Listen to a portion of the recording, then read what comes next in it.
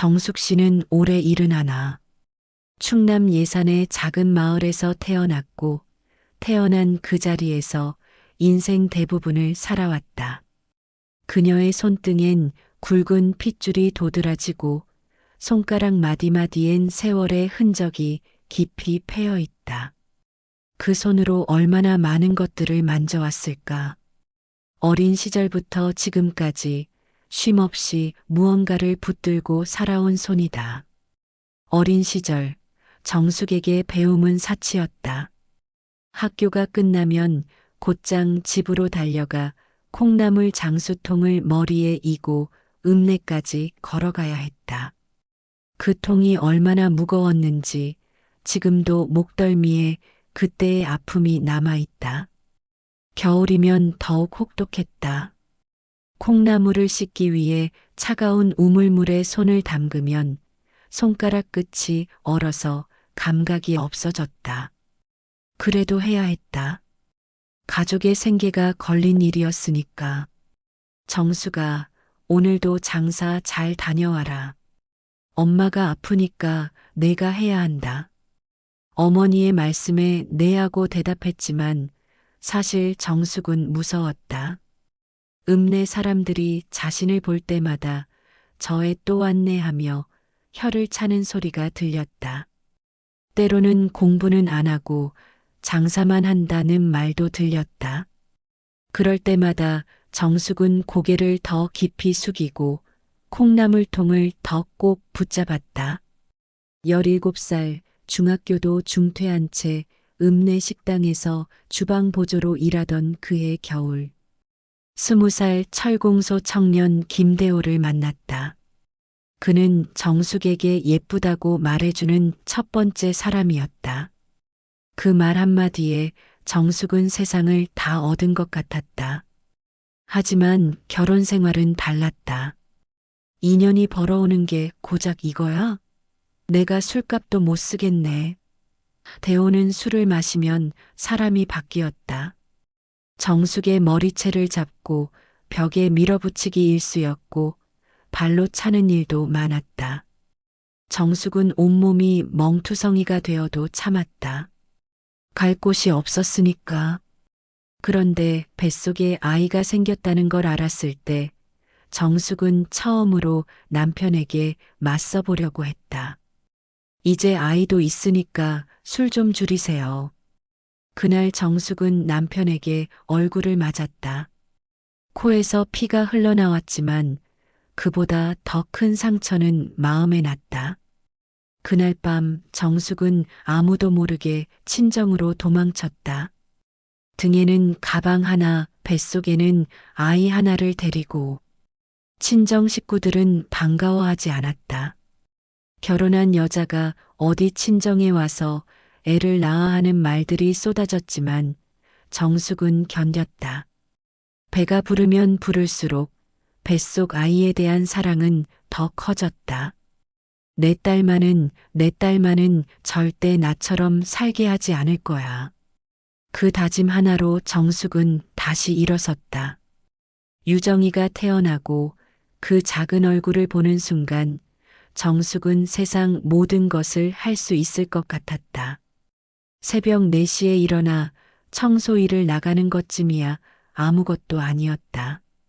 오전엔 아파트 단지 청소, 오후엔 마트에서 진열 일을 했다. 저녁엔 식당에서 설거지를 했다. 하루에 12시간 넘게 일해도 피곤하지 않았다. 유정이가 기다리고 있었으니까. 하지만 몸은 정직했다. 무릎이 붓기 시작했고 허리도 아프기 시작했다. 그래도 정숙은 파스를 붙이고 일을 계속했다.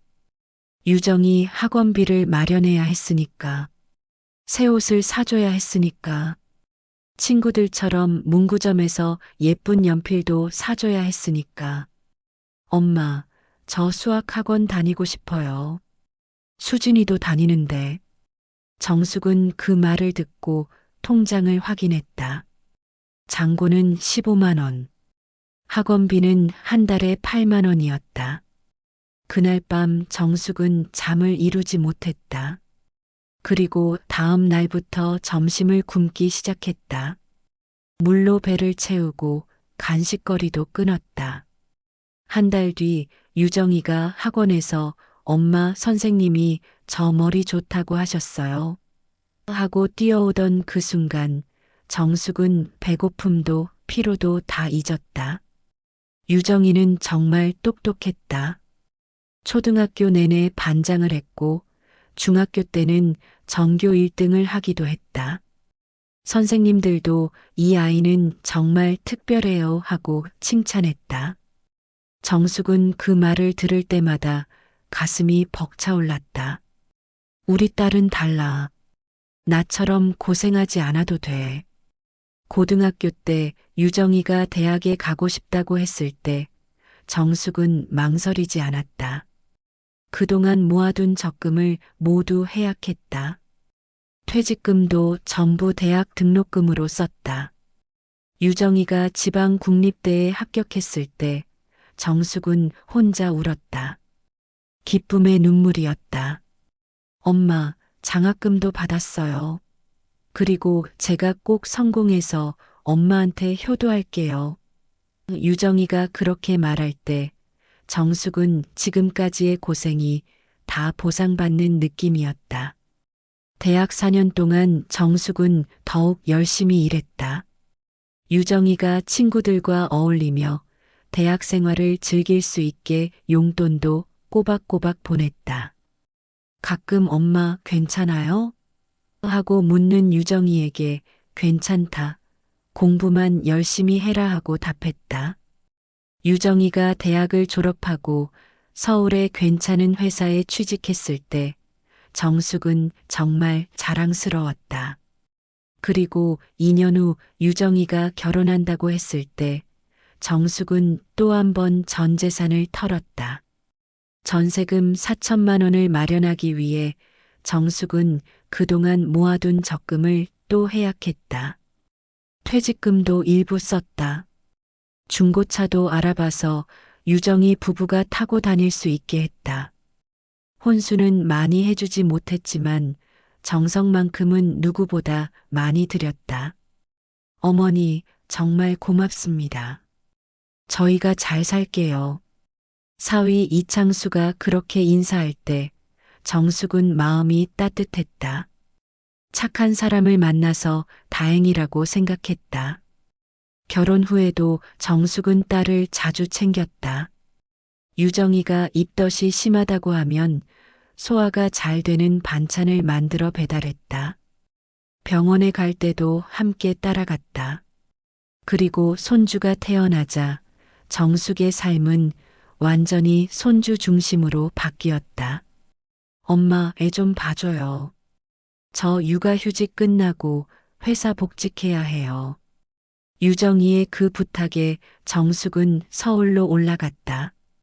남편 박 씨가 허리디스크 수술을 앞두고 있었지만 딸이 먼저라고 생각했다. 서울의 작은 원룸에서 정숙은 6개월을 살았다. 눅눅한 요를 바닥에 깔고 손주의 기저귀를 갈고 새벽 수유를 도맡았다. 밤마다 손주가 울 때마다 정숙이 일어났다.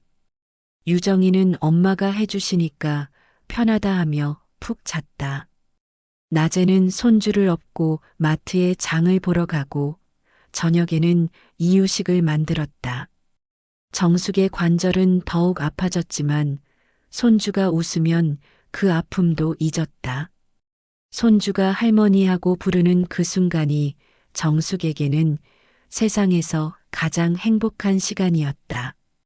그런데 6개월이 지나고 정숙이 고향으로 돌아가는 날이었다. 짐을 싸며 유정이가 말했다. 엄마, 다음엔 우리 집 올 때 미리 연락해요.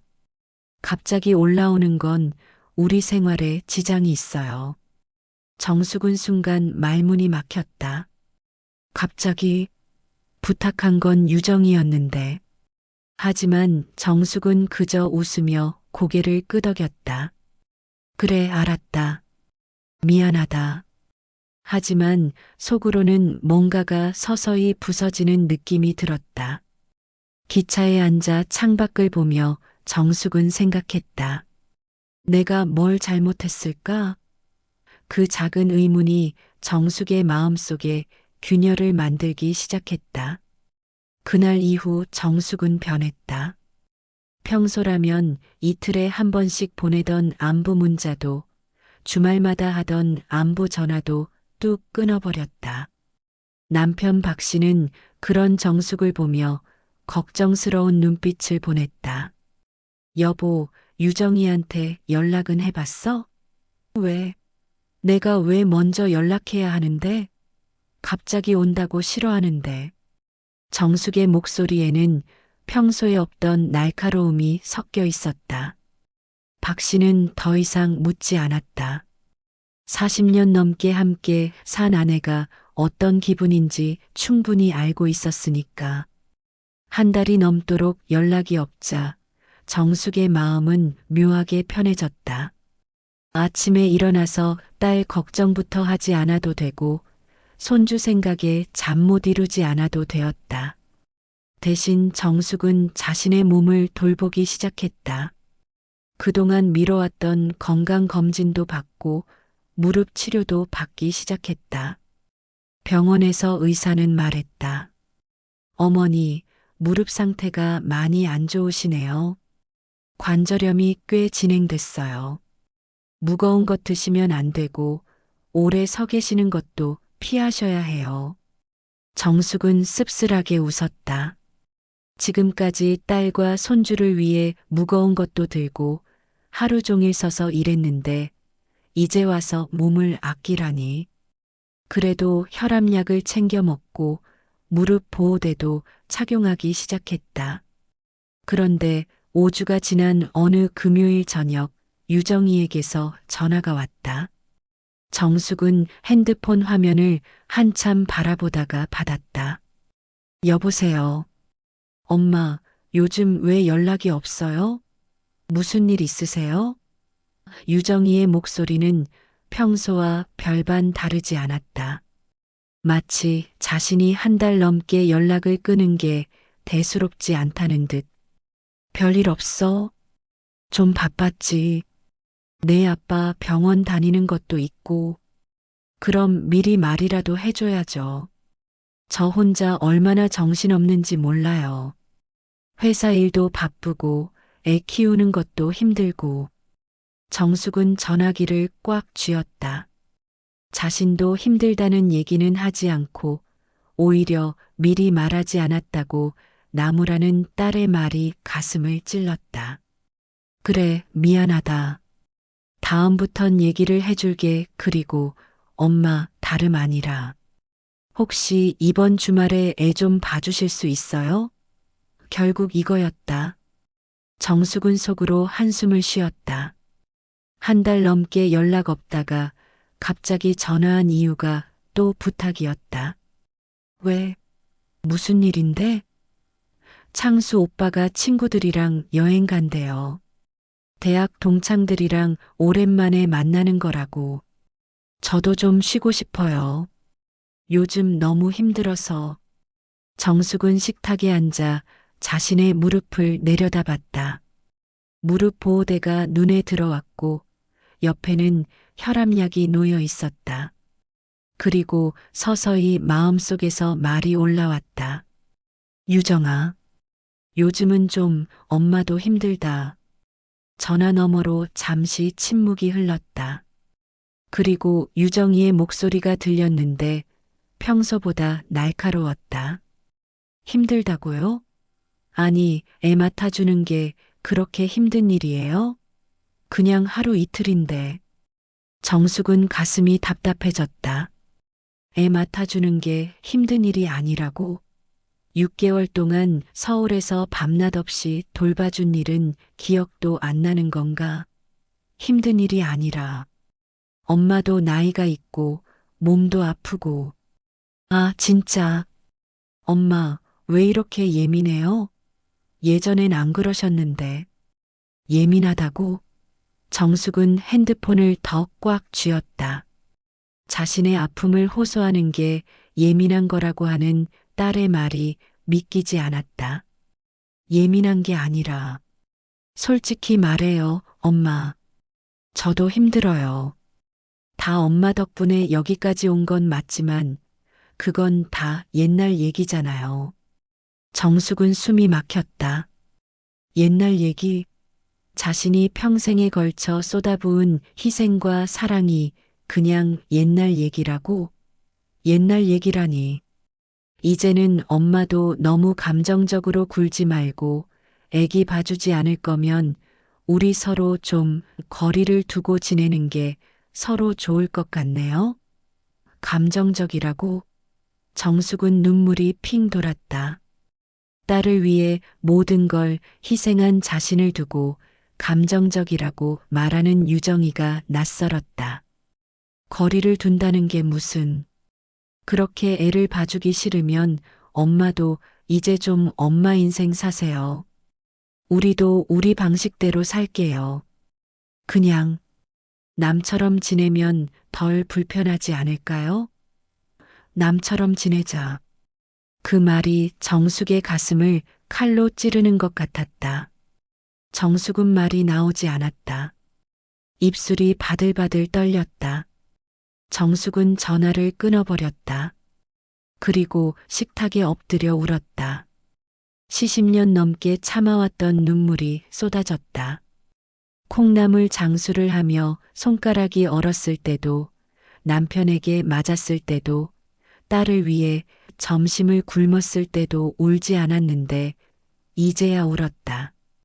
박 씨가 마당 일을 마치고 들어와 정숙이 우는 걸 보고 깜짝 놀랐다. 여보, 무슨 일이야? 아무것도 아니야. 그냥 피곤해서. 하지만 박 씨는 알고 있었다. 아내가 딸 때문에 마음이 상했다는 걸. 박 씨도 속이 상했다.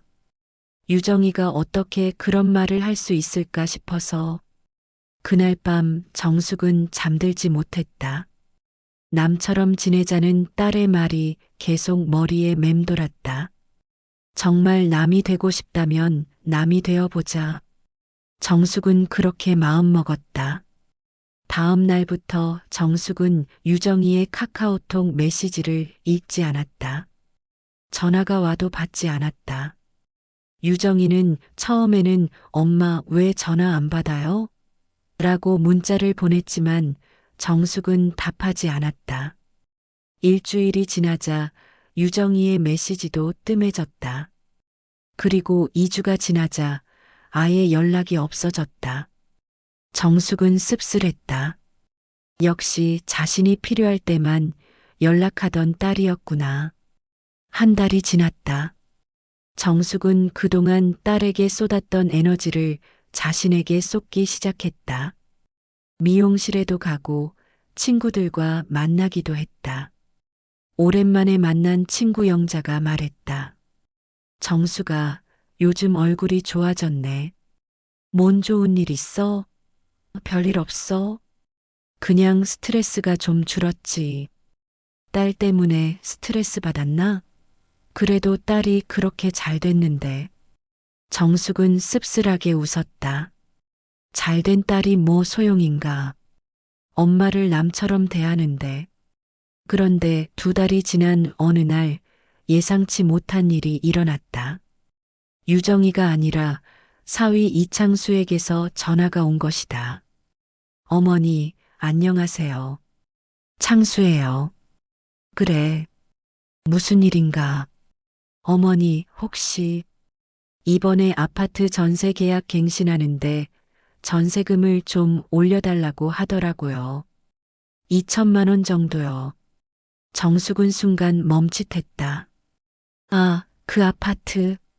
자신 명의로 되어 있는 그 아파트 말이구나. 그래서 혹시 어머니께서 도움을 주실 수 있을까 해서요. 저희가 지금 여유가 없어서. 정숙은 황당했다. 한 달 넘게 연락도 안 하더니 돈이 필요하니까 사위가 나서서 전화하는 거였다. 남처럼 지내자더니 도움이 필요할 때는 또 찾는구나. 미안한데 우리도 여유가 없어. 내장인어른 수술비도 많이 들어갔고, 아, 그렇다면 어머니께서 보증을 서주시면, 보증은 무슨 보증? 내가 왜 보증을 서줘야 하는데? 전화 너머로 당황하는 기색이 들렸다. 아, 어머니. 그럼 유정이가 직접 말씀드리라고 하겠습니다. 필요 없어. 남이라고 했잖아. 남인데 뭘 들을 것도 없어 정숙은 전화를 끊었다. 그리고 마침내 결심했다. 정말 남이 되어달라면 법적으로도 남이 되어주겠다고. 정숙은 일어나서 서랍에서 부동산 등기부등본을 꺼냈다. 아파트 명의는 여전히 자신으로 되어 있었다. 딸에게 증여했다고 생각했지만 법적으로는 아직 자신 소유였다. 그래, 진짜 남이 되어보자. 정숙의 눈에는 이제 눈물이 아니라 결의가 서려 있었다. 그날 이후 정숙은 완전히 달라졌다. 말수가 줄어들었고 혼자만의 시간을 늘렸다. 아침이면 조용히 남편의 약을 챙기고 오후엔 마당의 작은 텃밭에 물을 주며 시간을 보냈다. 겉으로는 평소와 같아 보였지만 그 속엔 뭔가 단단하게 굳어가는 기운이 감돌았다. 박 씨도 아내의 변화를 느꼈다. 40년 넘게 함께 산 부부였으니 말하지 않아도 알 수 있었다. 정숙이 무언가를 마음속으로 정리하고 있다는 걸. 하지만 박 씨는 묻지 않았다.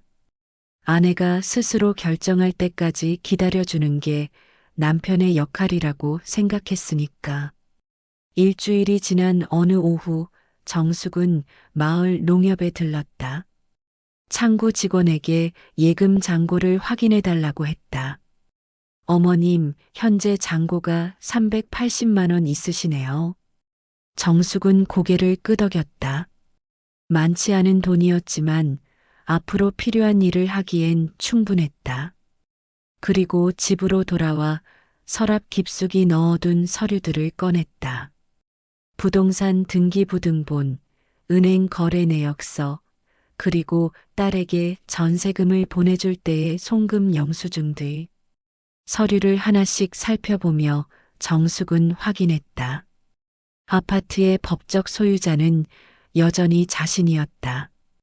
유정이에게 증여했다고 말했지만 실제로는 증여 등기를 하지 않았던 것이다. 당시에는 딸을 믿었기 때문에 굳이 법적 절차까지 밟을 필요가 없다고 생각했었다. 그런데 지금 생각해보니 그게 오히려 다행이었다.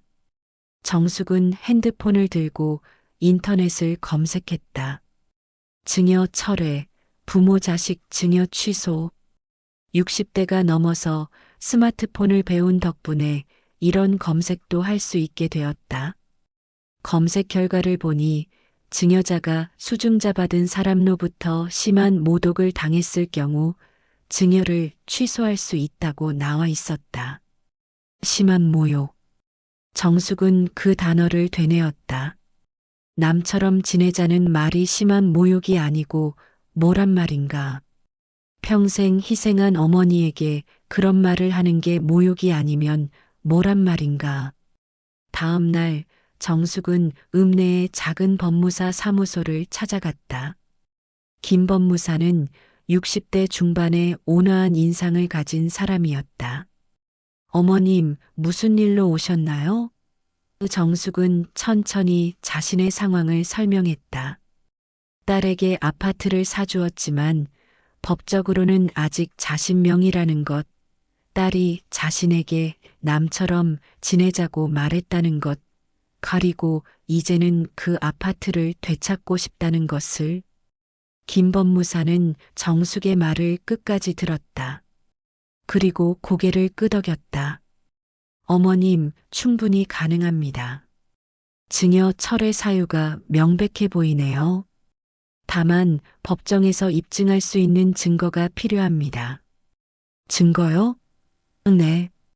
어머님께서 그 아파트를 구입하셨다는 증거, 그리고 따님이 어머님께 모욕적인 발언을 했다는 증거 말입니다. 정숙은 준비해온 서류들을 꺼냈다. 아파트 구입 당시의 계약서, 전세금 송금 내역, 그리고 최근 유정이와 나눈 카카오톡 대화 캡처 화면들. 김 법무사는 서류들을 자세히 살펴봤다. 이 정도면 충분합니다. 특히 이 카카오톡 대화 내용이 중요한 증거가 되겠네요. 남처럼 지내자는 말은 명백한 모욕으로 볼 수 있습니다. 그럼 정말 아파트를 되찾을 수 있나요? 네, 가능성이 높습니다. 다만 시간이 좀 걸릴 수 있습니다. 조정을 먼저 시도해야 하고 그게 안 되면 본격적인 소송으로 가야 하니까요. 정숙은 마음을 굳혔다. 해주세요. 비용이 얼마나 들던 상관없어요. 법무사 사무소를 나오면서 정숙은 마음이 한결 가벼워졌다. 이제 시작이었다. 딸이 정말 남이 되고 싶다면 법적으로도 남이 되어주겠다. 그날 저녁 정숙은 남편에게 모든 것을 말했다. 박 씨는 처음에는 놀랐지만 이내 아내의 손을 잡았다. 여보, 잘했어. 더 이상 당할 필요 없어. 당신은 괜찮겠어? 유정이는 당신 딸이기도 한데. 딸이긴 하지만 잘못한 건 잘못한 거야. 당신이 얼마나 고생했는데 그런 말을 할 수가 있나? 남편의 지지를 받으니 정숙은 더욱 확신이 섰다. 일주일 후 정숙은 서울의 부동산 중개업소에 전화했다. 그 아파트 시세를 알아보기 위해서였다. 어머님, 그 아파트요? 지금 시세로는 4억 2천 정도 될 것 같은데요. 3년 전보다 2억 정도 올랐네요. 정숙은 깜짝 놀랐다. 자신이 4천만 원을 주고 전세로 구해준 그 아파트가 이제는 4억이 넘는 값어치가 된 것이다. 만약 그 아파트를 팔면 노후 걱정은 확실히 사라질 것 같았다. 혹시 지금 내놓으면 얼마나 빨리 팔릴까요? 요즘 그 지역이 인기가 많아서 적정 가격에 내놓으면 한 달 안에는 팔릴 것 같은데요. 전화를 끊고 정숙은 계산해 봤다. 4억 2천만 원. 그 돈이면 남편과 자신의 노후를 충분히 보장할 수 있었다. 더 이상 자식에게 손 벌릴 일도 없고 눈치 볼 일도 없었다. 그로부터 며칠 후 정숙은 예상치 못한 전화를 받았다. 유정이었다. 엄마, 저예요. 정숙은 잠시 망설였지만 전화를 받았다. 왜? 엄마, 우리 좀 만날 수 있을까요? 할 말이 있어요. 할 말? 무슨 할 말? 그냥 전화로는 좀 그렇고 만나서 얘기해요. 정숙은 거절하려다가 마음을 바꿨다. 어차피 법적 절차를 밟을 건데 마지막으로 딸과 대화해 보는 것도 나쁘지 않을 것 같았다. 그래, 어디서 만날까? 제가 내려갈게요. 이번 주말에. 토요일 오후 유정이가 고향에 왔다. 3개월 만이었다. 정숙은 특별히 반찬을 준비하지도 않았고 평소처럼 대했다. 유정이는 뭔가 어색한 기색이었다. 엄마, 요즘 어떻게 지내세요? 그냥 평소처럼. 아빠는 수술 잘 되셨어요? 응, 다행히 잘 됐어. 어색한 대화가 이어졌다. 그리고 마침내 유정이가 본론을 꺼냈다. 엄마, 사실은 전세 계약 갱신하는데 보증금을 올려달라고 해서요. 혹시 도움을 좀 받을 수 있을까 해서. 역시나였다. 정숙은 씁쓸하게 웃었다. 3개월 만에 내려온 이유가 또 돈 때문이었다. 얼마나? 2천만 원 정도요. 저희가 지금 여유가 없어서. 정숙은 딸을 바라봤다. 여전히 예쁘고 똑똑해 보였다. 하지만 이제는 낯선 사람 같았다. 유정아. 네. 내가 남처럼 지내자고 했잖아. 유정이의 얼굴이 굳어졌다. 그건 그때 제가 너무 스트레스 받아서 한 말이에요. 스트레스 받아서 한 말이면 괜찮은 거야? 엄마 마음은 상관없고? 아니에요, 엄마. 그런 뜻이 아니라. 정숙은 고개를 저었다. 이미 늦었어. 엄마도 이제 진짜 남처럼 지내기로 했거든. 무슨 말씀이세요? 정숙은 일어서서 서랍에서 법원 서류를 꺼냈다. 증여 철회 소송 준비 서류였다. 이게 뭐예요? 법원에 증여 철회 소송을 낼 거야. 그 아파트 다시 가져올 거야. 유정이의 얼굴이 새하얗게 변했다. 엄마, 설마. 남이라고 했으니까 이제 법적으로도 남이 되자. 그게 내가 원하는 거잖아. 정숙의 목소리는 담담했지만 그 속에는 흔들리지 않는 결의가 담겨 있었다. 유정이는 더 이상 말을 하지 못했다. 그날 유정이는 아무 말 없이 서울로 돌아갔고 정숙은 다음 주 월요일 법원에 소장을 접수했다. 정숙이 법원에 소장을 접수한 다음 주 화요일 유정이에게서 급하게 전화가 왔다. 하지만 정숙은 받지 않았다. 그 다음 날에도 계속 전화가 왔지만 정숙은 끝까지 받지 않았다. 대신 문자 메시지만 확인했다. 엄마, 전화 좀 받아요. 우리 얘기 좀 해요. 엄마, 정말 소송까지 하시려고요? 가족인데 왜 이래요? 제발 전화 받아요. 사과할게요. 하지만 정숙의 마음은 이미 굳어 있었다. 사과? 지금 와서 사과한다고 달라질 게 뭐가 있단 말인가? 그동안 얼마나 많은 상처를 받았는데. 일주일 후 법원에서 첫 번째 조정기일 통지서가 왔다. 서울가정법원 조정실 오전 10시. 정숙은 그 날짜를 달력에 동그라미를 그렸다. 드디어 시작이었다. 조정기일 당일 정숙은 평소보다 일찍 일어나 옷을 단정히 차려입었다. 검은색 정장은 아니었지만 가장 깔끔한 옷을 골라 입었다. 남편 박 씨가 걱정스러운 눈빛으로 바라봤다. 여보, 혼자 가지 말고 나도 같이 갈까? 괜찮아. 내가 할 수 있어. 그래도 당신이 따라와도 바뀔 건 없어. 이건 내가 해야 할 일이야. 정숙은 기차를 타고 서울로 향했다. 차창 밖으로 스쳐가는 풍경을 보며 지난 50년을 돌이켜봤다. 딸을 위해 희생했던 모든 순간들이 주마등처럼 스쳐갔다. 후회는 없었다. 다만 이제는 자신을 위해 살고 싶었다. 서울가정법원에 도착했을 때 정숙은 긴장했다. 법원이라는 곳에 와본 것은 태어나서 처음이었다. 하지만 김 법무사가 미리 와서 기다리고 있어서 다행이었다. 어머님, 오늘은 조정이니까 너무 긴장하지 마세요. 서로 대화로 해결할 수 있는지 보는 자리입니다. 조정실에 들어가니 유정이와 사위 이창수가 이미 앉아 있었다.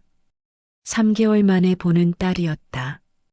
유정이는 많이 야윈 것 같았고 얼굴도 상당히 어두워 보였다. 이창수는 고개를 숙인 채 정숙을 제대로 쳐다보지도 못했다. 조정위원이 들어오면서 조정이 시작됐다. 오늘은 김정숙 씨가 신청한 증여 철회건에 대해 조정해 보겠습니다. 먼저 신청인부터 말씀해 주세요. 정숙은 떨리는 목소리로 말을 시작했다. 저는 딸을 위해 평생을 살았습니다. 17에 결혼해서 딸을 낳고 혼자서 키웠습니다. 딸 대학 보내려고 적금도 깨고 결혼할 때도 전세금을 마련해 줬습니다. 그런데 딸이 저한테 남처럼 지내자고 했습니다. 목소리가 떨렸지만 정숙은 끝까지 말했다. 저도 이제 나이가 들어서 몸도 아프고 도움이 필요할 때가 있는데 딸은 제가 감정적이라고 하고 거리를 두자고 하더라고요. 그래서 저도 정말 남이 되기로 했습니다. 조정위원이 유정이를 바라봤다. 상대방 측에서는 어떻게 생각하시나요? 유정이가 입을 열었다. 목소리가 많이 떨리고 있었다. 조정위원님, 저도 제가 잘못했다는 걸 알고 있습니다. 그때 제가 너무 스트레스를 받아서 그런 말을 했는데 구체적으로 어떤 말을 하셨나요? 유정이는 한참 말을 못하다가 작은 목소리로 대답했다. 남처럼 지내자고 했습니다. 조정실이 조용해졌다.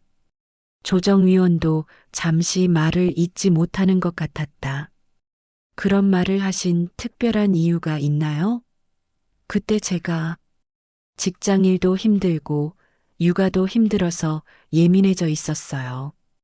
그런데 어머니께 부탁을 하는데 안 들어주시고 애 봐달라고 해도 거절을 하셔서 그래서 그런 말이 나온 것 같아요. 정숙은 듣고 있다가 참지 못하고 말했다. 내가 왜 부탁을 안 들어줬어? 내가 무릎이랑 아파서 건강이 악화되어서 그런 거잖아. 6개월 동안 서울에서 살면서 애를 많이 봐주면서 생긴 병이야. 엄마.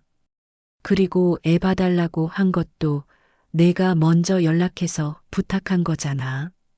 내가 언제 자꾸 거절을 했어? 유정이는 아무 말도 하지 못했다. 사실이었기 때문이다. 조정위원이 다시 말했다. 그럼 지금은 화해할 의사가 있으신가요? 유정이가 급하게 말했다. 네, 있습니다. 제가 진심으로 사과드릴게요. 그리고 앞으로는 어머니께 잘할게요. 하지만 정숙은 고개를 저었다. 아니요. 이미 늦었어요. 저도 이제 제 인생을 살고 싶어요.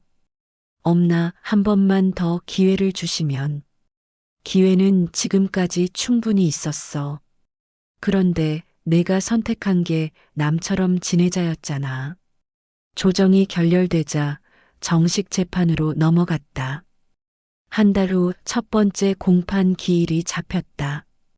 공판 당일 정숙은 이번에도 혼자 법원에 갔다. 하지만 이번에는 긴장되지 않았다. 자신이 옳다는 확신이 있었기 때문이다. 서울가정법원 303호 법정. 정숙은 처음 앉아보는 법정 의자에 앉아 판사를 기다렸다. 유정이와 이창수는 변호사와 함께 앉아 있었다. 법정 분위기는 조정실보다 훨씬 엄숙했다. 판사가 들어오고 재판이 시작됐다. 증여 철회 청구 사건입니다. 원고 측에서 먼저 주장해 주세요. 김 법무사가 일어나서 말했다. 재판장님, 원고 김정숙은 딸인 피고를 위해 평생을 희생했습니다. 하지만 피고는 원고에게 남처럼 지내자는 모욕적인 발언을 했습니다. 이는 민법 556조에 따른 증여 철회 사유에 해당합니다. 그리고 증거들이 제출됐다. 아파트 구입 계약서, 전세금 송금 내역, 그리고 결정적으로 유정이와의 카카오톡 대화 캡처 화면. 판사가 그 카카오톡 내용을 읽어내려갔다. 엄마도 이제 좀 엄마 인생 사세요. 우리도 우리 방식대로 살아야죠. 그냥 남처럼 지내면 덜 불편하지 않을까요? 법정이 조용해졌다. 판사도 잠시 말을 멈췄다. 그리고 정숙이 증인으로 나와서 증언했다. 재판장님, 저는 딸을 위해 모든 걸 희생했습니다. 제가 힘들어도 참았고 딸이 부탁하면 뭐든 해줬습니다. 그런데 딸이 저한테 남처럼 지내자고 했을 때 정말 가슴이 무너지는 것 같았습니다. 정숙의 목소리가 떨렸지만 끝까지 말했다.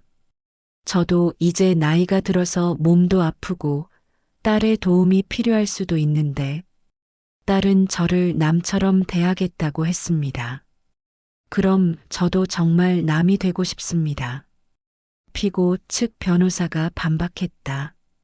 재판장님, 피고는 일시적인 스트레스로 인해 부적절한 발언을 했을 뿐입니다. 지금은 깊이 반성하고 있습니다. 하지만 판사는 고개를 저었다.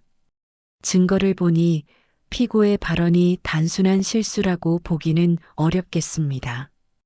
특히 남처럼 지내자는 표현은 부모에 대한 명백한 모욕으로 판단됩니다. 재판은 2번 더 열렸다. 그리고 마침내 판결이 나왔다. 주문. 피고는 원고에게 서울 강북구 수유동 소재 아파트에 대한 소유권을 반환하라. 소송 비용은 피고가 부담한다. 정숙이 이겼다. 법원이 정숙의 손을 들어준 것이다. 판결문을 받아든 정숙은 눈물이 났다. 기쁨의 눈물이었다. 드디어 자신의 희생과 상처가 인정받은 것 같았다. 법정을 나오면서 유정이가 다가왔다. 얼굴이 창백했고 눈이 빨갛게 부어 있었다.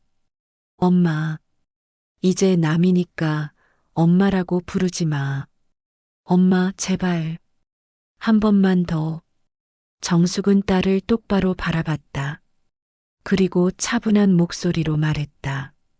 유정아, 내가 원했던 대로 됐잖아. 이제 정말 남이야. 그리고 정숙은 돌아서서 법원을 나왔다. 뒤에서 유정이가 우는 소리가 들렸지만 정숙은 돌아보지 않았다. 이제 정말 끝이었다. 기차에 앉아 고향으로 돌아가면서 정숙은 창밖을 바라봤다. 가을이 깊어가고 있었다. 하지만 정숙의 마음은 봄처럼 새로웠다. 드디어 자유가 되었으니까. 드디어 자신을 위해 살 수 있게 되었으니까. 집에 도착했을 때 남편이 기다리고 있었다. 어떻게 됐어? 이겼어. 박 씨는 아내를 꽉 안아줬다. 2 사람 모두 울었다. 기쁨의 눈물이었다. 판결이 확정된 후 1달 정숙은 서울의 부동산 중개업소를 다시 찾았다. 이번에는 아파트를 팔기 위해서였다. 유정이 부부는 이미 다른 곳으로 이사를 갔고 아파트는 비어 있는 상태였다. 어머님, 시세가 더 올랐네요. 지금 내놓으면 4억 5천 정도에 팔릴 것 같은데요. 4억 5천만 원.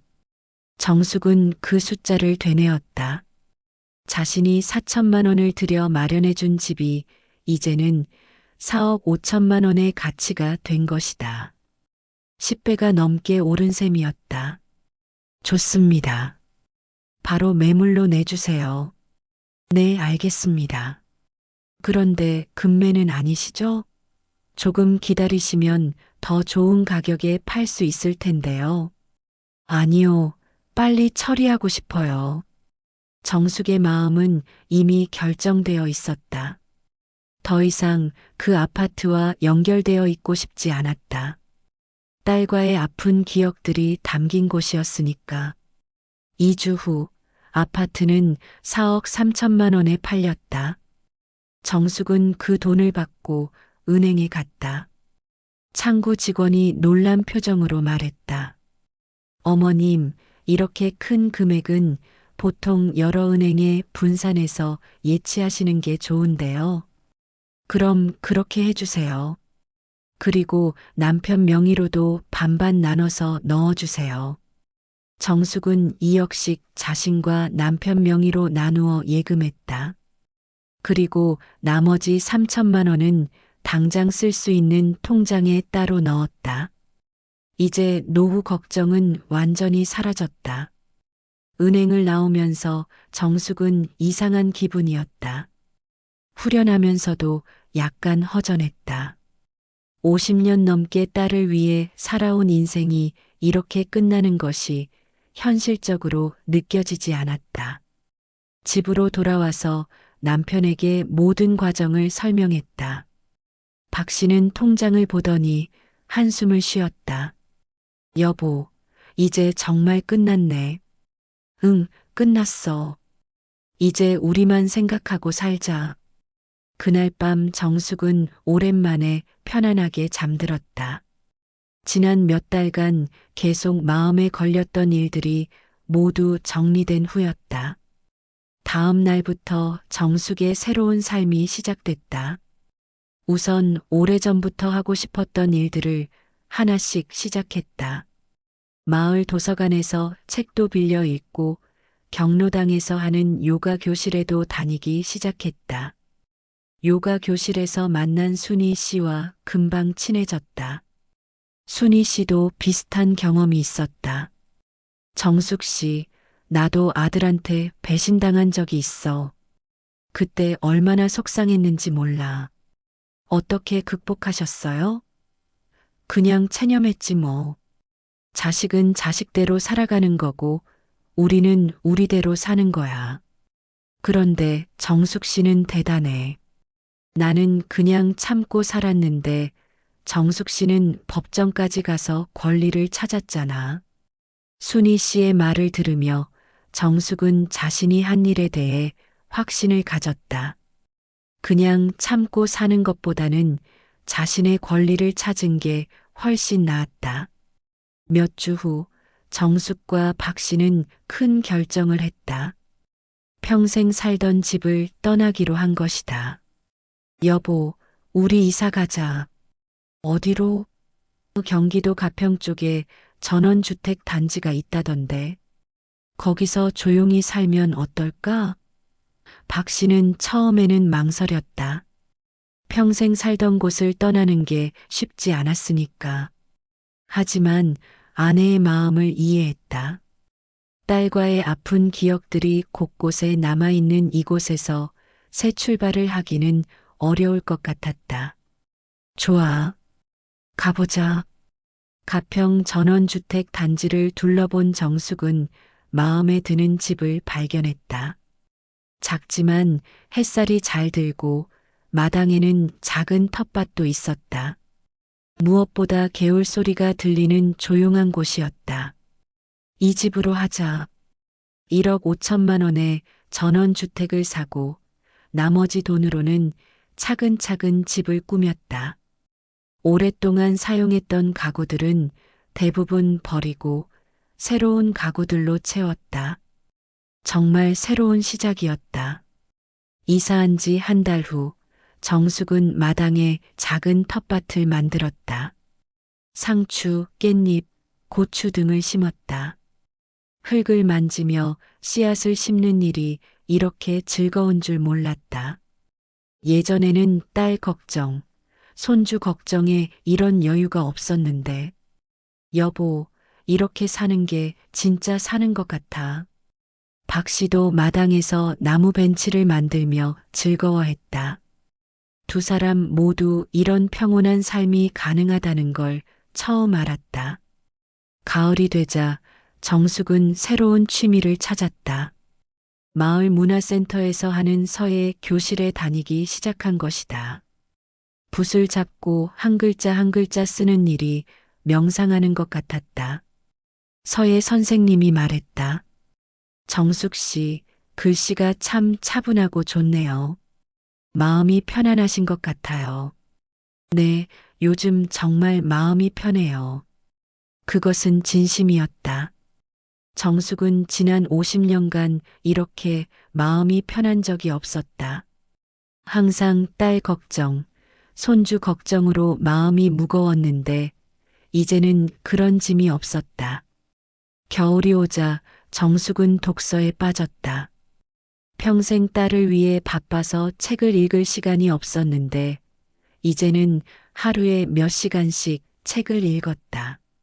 소설책도 읽고 에세이도 읽고 가끔은 자기계발서도 읽었다. 특히 나이 들어 시작하는 새로운 인생이라는 책이 인상적이었다. 60대 이후의 삶을 어떻게 살아야 하는지에 대한 내용이었는데 정숙은 그 책을 읽으며 많은 것을 깨달았다. 희생만이 사랑이 아니구나. 때로는 거리를 두는 것도 서로를 위한 일이구나. 정숙은 자신이 딸에게 했던 희생들을 돌이켜봤다. 그 희생들이 과연 딸을 위한 것이었을까? 아니면 자신의 만족을 위한 것이었을까? 이제 와서 생각해 보니 딸에게는 부담이었을 수도 있겠다는 생각이 들었다. 하지만 그렇다고 해서 딸의 남처럼 지내자는 말이 정당화되는 것은 아니었다. 그 말은 분명히 선을 넘은 것이었다. 새해가 되자 정숙은 새로운 계획을 세웠다. 마을 사람들과 함께 텃밭을 더 크게 만들어서 공동 작업을 하기로 한 것이다. 그리고 여름에는 남편과 함께 제주도 여행도 가기로 했다. 여보, 우리 결혼한 지 40년 넘었는데 제대로 된 여행 한 번 못 갔잖아. 그러게. 이제라도 가자. 박 씨도 기대에 찬 표정이었다. 지금까지는 딸 때문에 돈도 시간도 없어서 여행을 못 갔는데 이제는 둘 다 충분했다. 봄이 되자 정숙의 텃밭에 새싹들이 돋아났다. 작년에 심은 씨앗들이 겨울을 이겨내고 다시 생명을 틔운 것이다. 정숙은 그 새싹들을 보며 자신과 비슷하다고 생각했다. 춥고 힘든 겨울을 이겨내고 이제 새로운 봄을 맞이한 것 같았다. 어느 날 마을 슈퍼에서 장을 보고 있는데 낯익은 사람을 만났다. 옛 동네에서 함께 살았던 미영이었다. 정수가 여기서 뭐해? 아, 미영아. 나 여기 이사 왔어. 정말? 유정이는 어떻게 하고? 정숙은 잠시 망설였다가 대답했다. 유정이는 유정이대로 살고 나는 나대로 살아. 무슨 일 있었나? 아니야, 별일 없어. 그냥 이제 내 인생 살고 싶어서. 미영은 정숙의 표정을 보고 더 이상 묻지 않았다. 하지만 정숙이 많이 밝아졌다는 것은 알 수 있었다. 정숙아, 얼굴이 좋아졌네. 여기 살면서 행복한가 봐. 응, 정말 행복해. 그것은 거짓말이 아니었다. 정숙은 정말 행복했다. 지난 1년간 자신을 위해 살면서 진짜 행복이 무엇인지 알게 되었다. 집으로 돌아오는 길에 정숙은 하늘을 올려다봤다. 파란 하늘에 하얀 구름이 떠 있었다. 정말 평화로운 풍경이었다. 그때 핸드폰이 울렸다. 모르는 번호였다. 정숙은 잠시 망설였다가 전화를 받았다. 여보세요? 엄마. 유정이의 목소리였다. 1년 만에 듣는 딸의 목소리였다. 정숙의 가슴이 잠시 뛰었지만 곧 진정했다. 누구세요? 잘못 걸렸네요. 엄마, 저 유정이에요. 한 번만 만나요. 죄송하지만 잘못 걸린 것 같네요. 정숙은 전화를 끊었다. 그리고 핸드폰을 가방에 넣었다. 더 이상 흔들리지 않았다. 이미 마음 정리가 끝난 일이었다. 집에 도착해서 남편에게 유정이가 전화했다는 얘기를 했다. 뭐라고 하던가? 만나자고 하더라고. 근데 안 만날 거야. 그래, 잘했어. 이제 와서 뭐하러 만나? 박 씨도 딸에 대한 미련은 완전히 버린 상태였다. 지금의 평온한 삶이 훨씬 좋았다. 저녁에 정숙은 마당에 나가 텃밭에 물을 주었다. 상추가 파릇파릇하게 자라고 있었다. 내일은 따서 남편과 함께 쌈밥을 해 먹어야겠다. 개울 소리가 들리고 새들이 지저귀고 바람에 나뭇잎이 살랑거렸다. 정숙은 이 모든 것이 자신의 것이라는 생각에 미소를 지었다. 더 이상 누구 눈치를 볼 필요도 없고 누구를 위해 희생할 필요도 없었다. 이제 정말 내 인생이다. 정숙은 그렇게 중얼거리며 집 안으로 들어갔다. 내일도 이런 평온한 하루가 기다리고 있었다.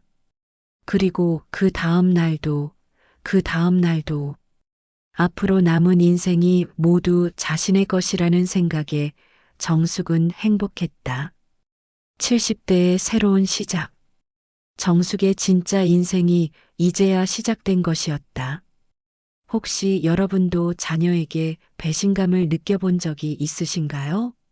평생 희생했는데 고마워하지 않거나 당연하게 여길 때 정말 마음이 아프죠. 여러분은 그런 상황을 어떻게 극복하셨는지 경험담을 들려주세요.